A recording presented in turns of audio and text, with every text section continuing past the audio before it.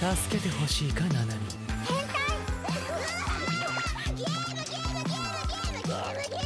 心を燃やせ限界を超えろ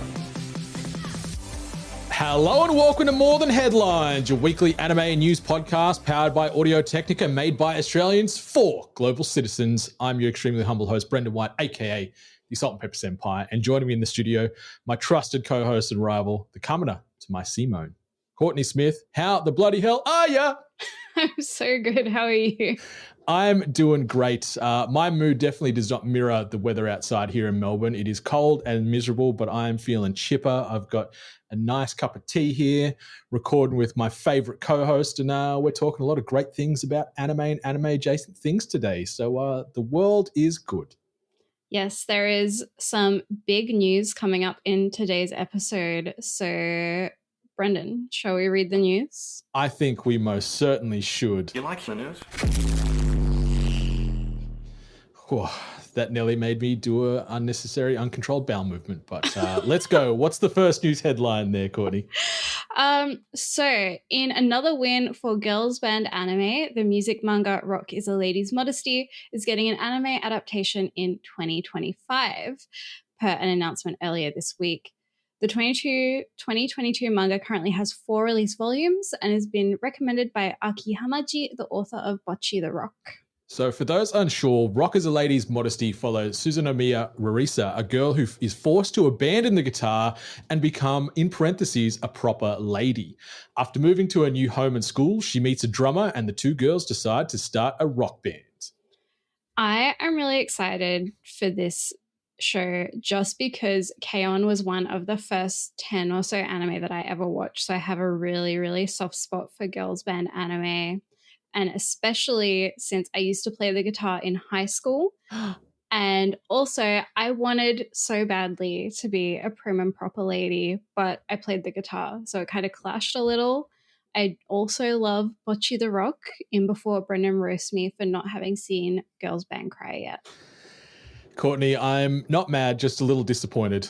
I don't know if that hurts more or less. It certainly hurts me more when my parents ever used to say that when I was growing up. But overall, I think this news is great. I also think the news that you were a little rebellious rocker is great. I want to dive deeper on that. I don't know if it's going to be today or in future episodes, but I'm certainly curious about my my favorite little guy here who's also a rock star. So yeah, it's cool. But also, Rock is a Lady's Modesty sounds really cool. Like you, I'm a sucker for a good girls band anime, and this sounds like it could be a fun ride. The premise sounds really kooky and interesting and fun, and no doubt there's going to be a huge amount of heart on display. And I think getting the rub from Aki Hamaji is probably no small feat because, Bocchi is fantastic. So there's potential here for this to be yet another home run girls band anime because we are just getting a constant influx year on year of these really great musical based anime, and I'm here for it. Yeah, like I'll talk about it later as well, but I just finished Jellyfish Can't Swim in the Night, and even though that's definitely more focused on the online side of things, it's still that like girls band, girls group kind of anime. And yeah, all of these shows they're so wholesome, even if they're about the same thing. They're all great. 100%, yeah. Do yourselves a favor, listeners, viewers, and everyone else in between. Check out as much girls band anime as you can because there's great stories getting told every other season. But moving into some less than positive news. This past week, it's been publicly announced that voice actress Noriko Ohara has passed away on the 12th of July from illness. She was 88 years old and was known for her work as Nobuta Nobi, one of the main characters of Doraemon.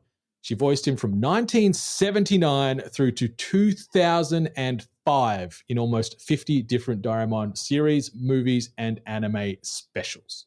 So if that number isn't big enough, she also voiced Oyuki, the Ice Queen, in the original Urusei Yatsura, Conan in Future Boy Conan, and one of the narrators in Nichijou, I think it was episode 4, as well as over 100 other anime series and films.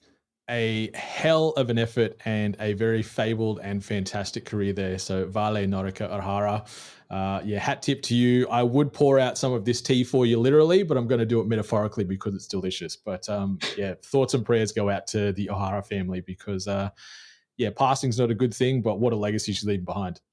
I also feel like, with a legacy like that, she was in that kind of first generation of voice actors to really bring anime, to the West and like increase its popularity. So anime like Doraemon, Crayon Shin-chan, Sazae-san, and Anpanman, they're less popular in Australia, but she was part of that generation and they have such a legacy in so many other countries and they're so nostalgic. Like if you are someone who was raised in essentially any other country that's not Australia or America, they will say Doraemon or Sazae-san or Anpanman helped raise them.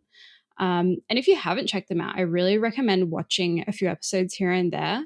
They are anime, right? They're not necessarily the anime that we talk about every day, but they are the foundations, I think, of a lot of really successful series, and a lot of creators you love grew up with these series. My personal favorite is Crayon Shin-chan. He is like a little boy, but he's a little bit pervy. He's 5 years old and he's just a cheeky little guy. Like, I love him. I also read a lot of the Doraemon manga when I first started learning Japanese because it had basic enough vocabulary that I could understand it. Hell yeah. But it's very much that Noriko is, one of the founding mothers of anime and westernized anime culture. And I love that we cannot escape the little guy subset now. You've got some similarities. You're bringing them into the episodes. We've got some great themes here, 10 episodes in. But again, Vale to Noriko Ohara for a phenomenal career. I don't know where little guy has come from. It's here to stay. I love it. Speaking of little guys, though, if you've ever wanted to watch an anime about a fighting rooster, you'll be able to next year because Rooster Fighter is getting an anime adaptation that's set to release in 2025. The adaptation was announced at Viz Media's panel at San Diego Comic-Con along with a trailer and a key visual. And it's based off the somewhat popular manga of the same name that debuted in 2020 by Shu Sakuratani. The story follows Keiji, a rooster who is tasked with saving humanity from something. Either way, he's the world's strongest cock. I just need to say, I love being a scriptwriter for this show because I was writing Brendan's line and I was like, oh my God, I can make him say cock. I can make him talk about cool, strong cocks. I'm very much the anchor man of this podcast. You put it in the prompter, I'm going to read it. I have no shame. I have no hesitation. You just throw it out there and it's going to come out of my voice, hopefully strong and proud, like this big cock.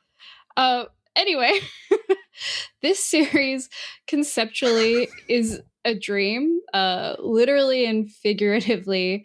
A rooster that fights bad guys. Amazing, hilarious, confusing. I don't know what's going on. I am worried it might get a bit boring if it just focuses on Keiji, the rooster, doing his fighting. But I think it'll be fun either way, kind of like One Punch Man vibes. Also, the trailer, if you haven't seen it, it's so intense. And there's also like a scene where they have him as a baby chick and he's like, oh, I have to fight the bad guys. And he's really, really cute. It's super cute and it's got massive video game vibes to it to me. Like, it is so absurd, but it does look like a clocking good time. And the trailer certainly had my comb burning with rage because, absurd, crazy, zany anime seems like my new kink. I can't get enough of this stuff. And the trailer looks great. I am in complete lockstep with you, though, where I feel, is it going to become too same episode upon episode?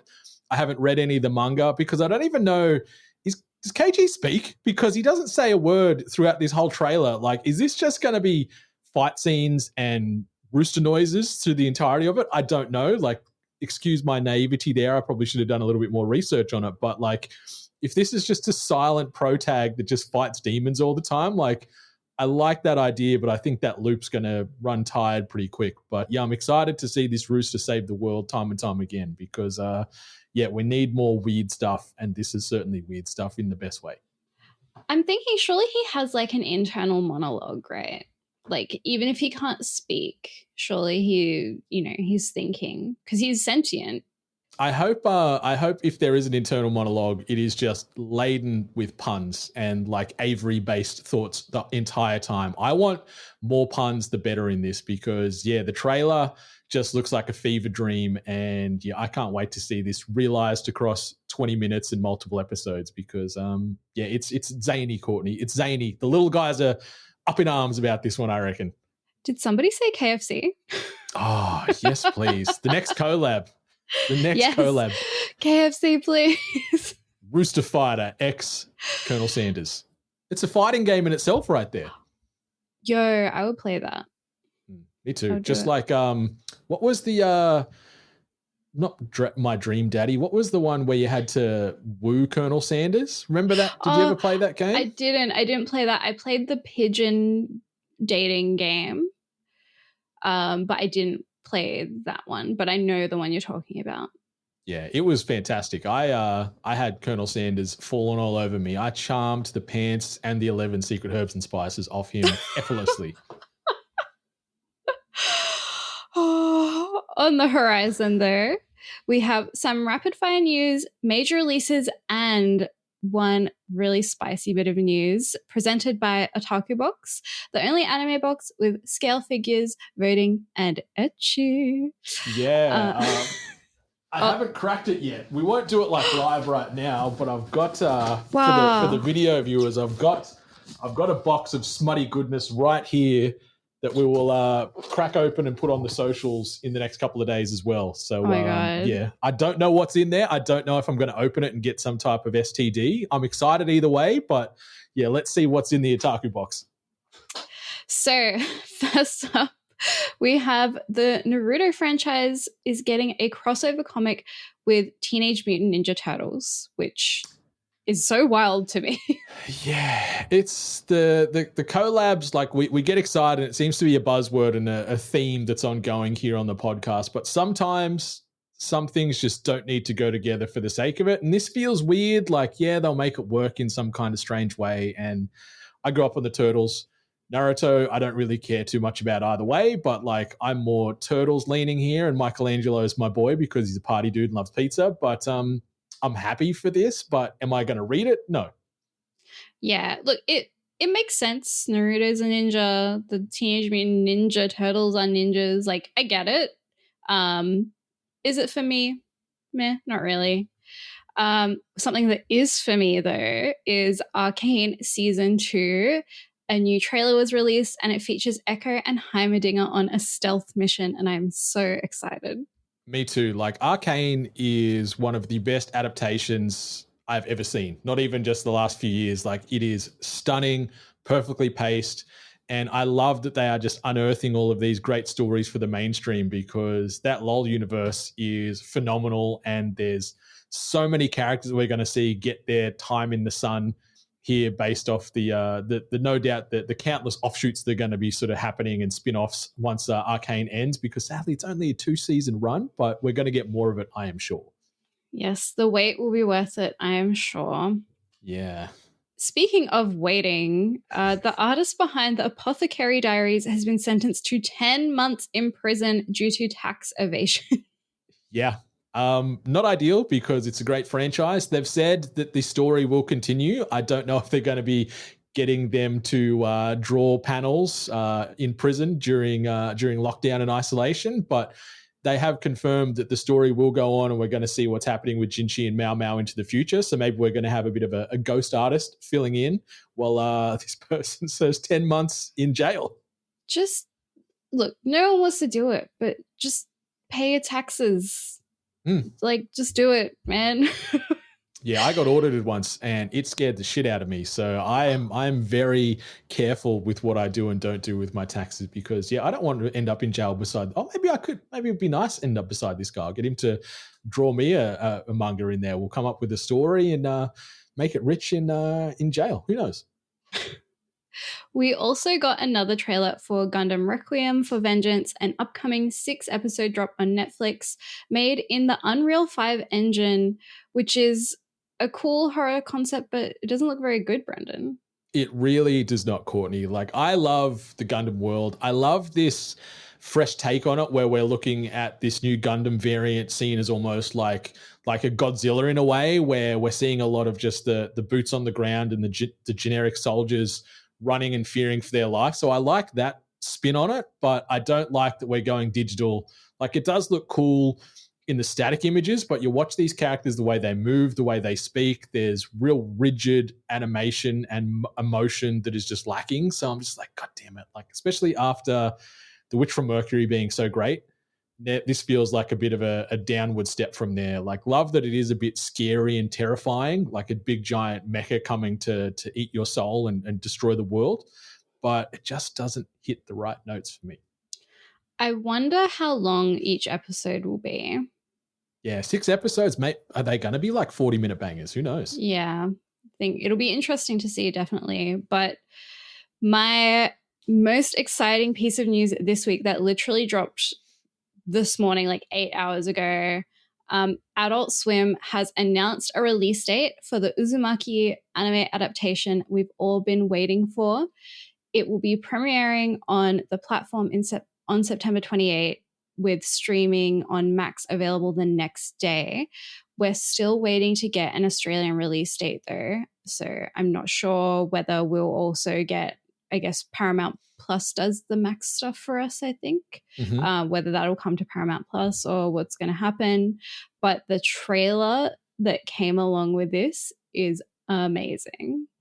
It looks great, but I don't want to pour cold water on these flames you're stoking right now, but just the Junji Ito adaptations just haven't really hit for me as much as I'd hoped. I still enjoy them, and I love that we get more anime horror. I think that's an area where it is typically weaker amongst all the genres, and the trailer looks great, but I'm trying to hold my reservation strongly to the chest here because it looks cool. I don't want to get too hyped because when I watched the first sort of go around on some of the Ito stuff on Netflix, I'm like, yeah, this is fine, but it just didn't move the needle for me. So I'm going to go in very reserved, very neutral, so that way I can be overwhelmed or underwhelmed in a good or a bad way. But it's cool. It surprised me this isn't a Netflix pickup. That was the other thing that I was like, oh, okay, all these other stuff's over there. But yeah, Max and Adult Swim have sort of snuck in and grabbed that one from under their noses. But the cool thing is, we don't have to wait too long. It's out in a little under 2 months' time. I think having Adult Swim at the helm here gives me a lot more hope than if it were Netflix. Personally, I actually kind of enjoy the other Junji Ito adaptations. I enjoy the manga. I enjoy the anime adaptations. Like, even if they're not spooky, they're funny because that's what he does well. He does this like kind of dark comedy really well. And I think through that they're a bit silly and fun in a way. So I'm excited. That's fair. I'm going to sort of reserve my excitement until I see what happens on the 28th of September, but I'm optimistic as I always try to be. And I think you nailed it. Like, the dark comedy aspect of it is the strongest piece, but I think I want a little bit more skin crawly creepiness because we're starved of that in mainstream anime so often. Now, as far as releases happening this week, Courtney, we don't have a ton from sort of the big dogs out there. My Hero Academia is on a break this week. We're not seeing episode 150 drop until next week. So we need to see what has happened after that big jaw drop conclusion of episode 149 of season 7, My HA. But tomorrow we also will be having One Piece season 14, episode 1113 hitting the airwaves. The franchise cannot be stopped, and all those Straw Hat Pirates are happily singing in unison, I am sure. Otherwise, what have you been watching this week, Brendan? Many things, Courtney, but I'm just going to cherry pick a few select titles. I wanted to try and spotlight a few that we haven't spoken about on the podcast yet, and one that I did mention last week, but I watched the 3rd episode of VTuber Legends.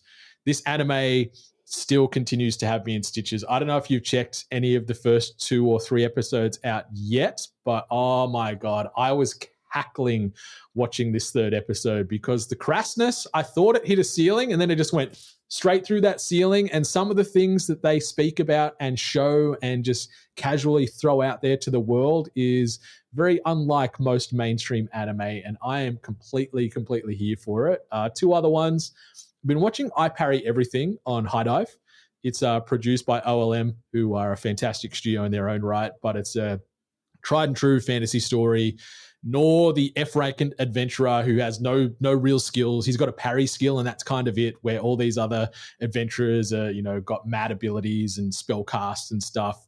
So he's like, you know what? I'm going to become the very best by just perfecting this parry ability. And obviously, as the title says, he parries everything now, and he's just a badass, and his parry's so strong that he just chops stuff down with a counteract to their attack. I like that it's relatable. It's, he's the everyman. He's just the average Joe. He's the little guy, Courtney. He's the little guy, but not really. He gets very big and muscly. So he was the former little guy, but it's just enjoyable. It's well-paced. The voice work is great. The animation style from OLM is really good, and it's just fun. I don't know if this is on your radar at all. I don't know if you're hankering for some fantasy this season, but I reckon give it a look. I have been a little bit burnt out with fantasy lately, but it sounds kind of similar to I'm scared of getting hurt, so I put everything in defense. Bofuri. Has it got those vibes? It's got season 1 vibes, because I thought season 2 of Bofuri kind of sucked, but first season was fantastic. But this is in the fantasy realm. There's no video game immersion or isekaiing or resurrecting going on. This is just set in a fantasy world. Nora's just the little guy with a dream to become an adventurer, and you watch him sort of do that as he works his way through. And the other one that I've been checking out, there's only 2 episodes out so far, but Makeine, Too Many Losing Heroines. It is really, really freaking good, Courtney. Like, it's that high school romance vibe, focusing on the quirky and the misfits and the uniqueness of high school and some of the distinctive personalities within.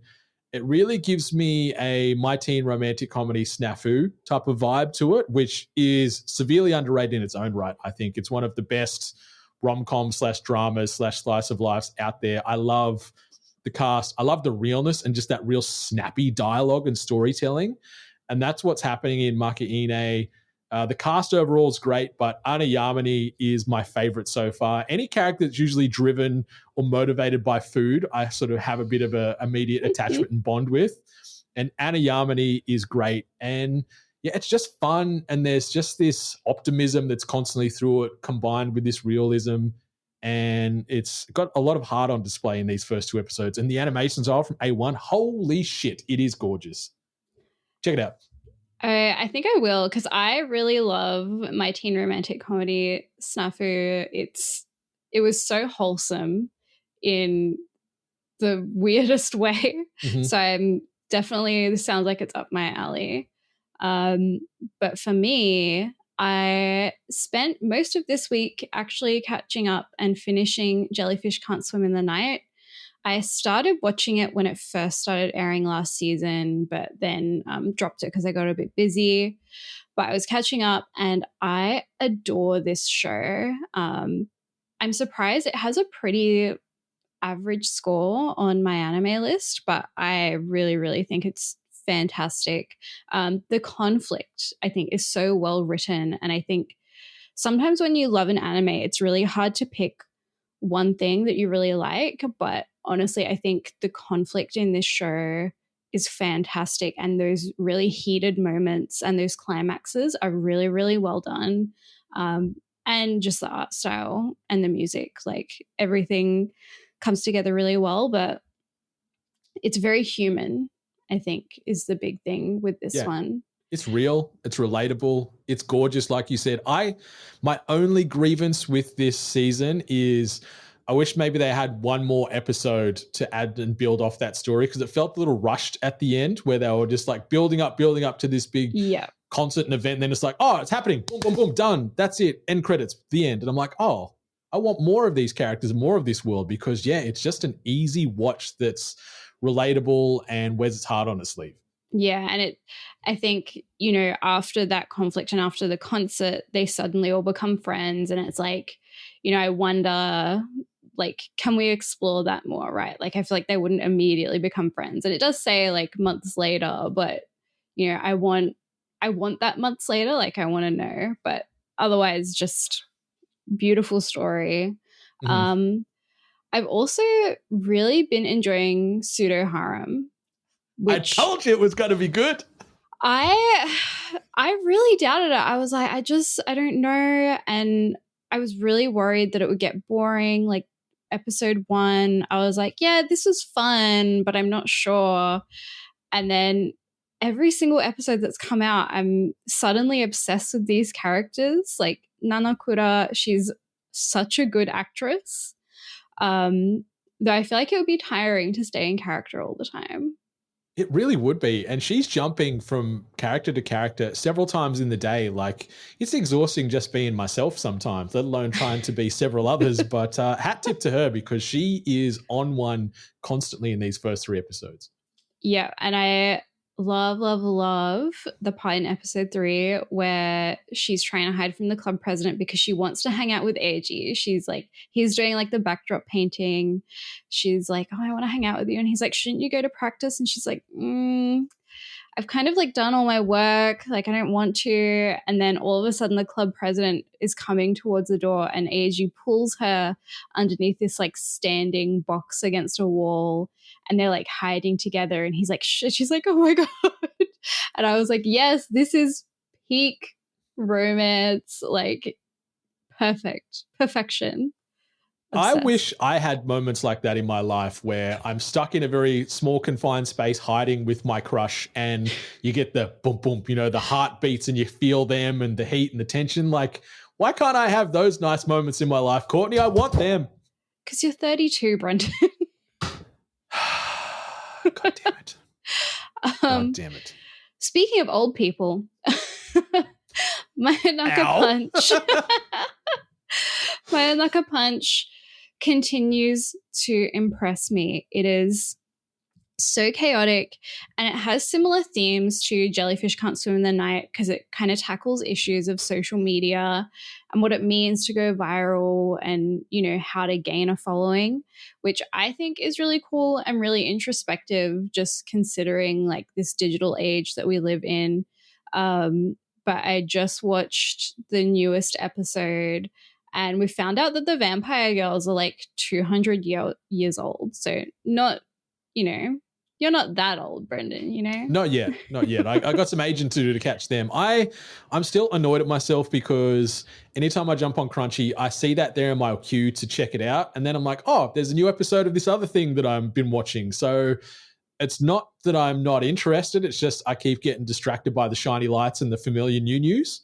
So I will check this out between now and I'm putting a pledge and a decree on this episode right now. I solemnly swear that I'll check out my Naka Punch between now and episode 11 and report back. Okay, that's me with VTuber Legend. We both pinky promise that we will watch the shows that we want each other to watch. Yep. Consider it done. It's official. Excellent. Yeah, so we've been checking out a lot of good things, and that's just sort of scratching the surface. But listeners, viewers, otakus, that brings us to the official end of episode 10 of More Than Headlines. Can't believe we've made it to double-digit episodes. Look at us go. That's insane. I'm so proud of us. Me too. High fives and good times always here. But listeners, you still do have a couple more days to enter to win yourself a little swag bag courtesy of us and Audio Technica. Very simple to get in the running. Just simply leave us a review or a rating on Apple Podcasts or Spotify. Screenshot that sucker, send it to myself or my favorite little guy here on the socials, and you'll be in the draw that way. And if you wanted to get a second entry, you can do so via simply commenting your favorite anime of 2024 to date and why on this last week's episode of More Than Headlines. You can find that on TikTok and YouTube right now. So get those comments in. Still got a few more days, and we will announce the winner at the end of this month. And the winner, luckily, can be anywhere on planet Earth. So as long as you've got a registered address, we will get that swag to you one way or another. But anything you wanted to mention, Courtney, before we get on out of here for another week? My one thing I want to mention is that I feel like I can start a YouTube channel like the vampires in My Onaka Punch. Like, they're just doing crazy stuff. Like, they ate like a big plate of garlic in the last episode. Like, I could do that. I can eat so much I'd garlic. Watch that. Like, challenge accepted, she says. I want to see this. So much garlic. It's on. On that talking point though, like, is this like you just chew on it like an apple, or you've got to cook it down? Like, what's the prerequisites for garlic consumption here? So they had a pile of like raw garlic cloves, and they were just like fisting them like into their mouths. Oh, goodness. I love garlic too, but that sounds like a lot. I don't know what good that does to your insides or your breathing habits afterwards. Like your fantastic husband will give you a wide berth for about 3 weeks by the sounds of it, because you're going to be stanking. Enjoy. I'm not going to be doing anything like that just yet, but who knows? I'll dwell on that over the next 7 days and report back with my next zany YouTube spin-off idea that can try and compete here with my little guy. But yeah, that is it for us. Follow us on them socials. You can find me at More Than Senpai. You can find Courtney at Cottony. Be sure to rate, review, subscribe, and click that like button if you're watching us on TikTok and YouTube, because those ratings, reviews, subscriptions, likes, comments, etc. keep us relevant, keep us in the algorithm, take no time, and cost you guys and girls no money. Head on over to morethanhentai.life, though, if you wanted to spend some money, because we've got the tastiest merchandise in the land over there, and you can join the Sugoi Squad to get exclusive access to perks, content, and giveaways you will not find anywhere else on planet Earth, starting from the low, low price of $1 per month. That is chump change. That is nothing. You can get access to exclusive stuff for $1 a month. I waste more on skins in video games that I never use. So, yeah, if you can find that scratch, send it our way. If you can't, that's more than fine. But listeners, viewers, otakus, whether your anime be subbed, dubbed, or still yet to come, enjoy yourself, and much love to all the gorgeous waifus, husbandos, and creamy mummies out there. Goodbye. Matane. Can't forget the creamy mummies. Not the creamy mummies.